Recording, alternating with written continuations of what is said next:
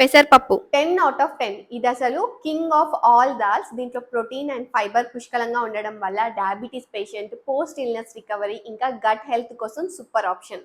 మసూర్ దాల్ దీన్నే ఎర్రపప్పు అని కూడా అంటాము. 9/10. ఇందులో ప్రోటీన్ అండ్ ఫైబర్తో పాటు ఐరన్ అండ్ ఫోలేట్ కూడా పుష్కలంగా ఉంటాయి.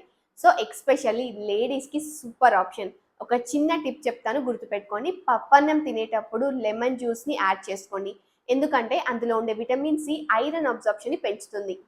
శనగపప్పు 8/10. శనగపప్పులో ఫైబర్ ఎక్కువగా ఉంటుంది, సో బ్లడ్ షుగర్ స్పైక్ని తగ్గిస్తుంది అండ్ గట్ హెల్త్ కోసం కూడా మంచిదే.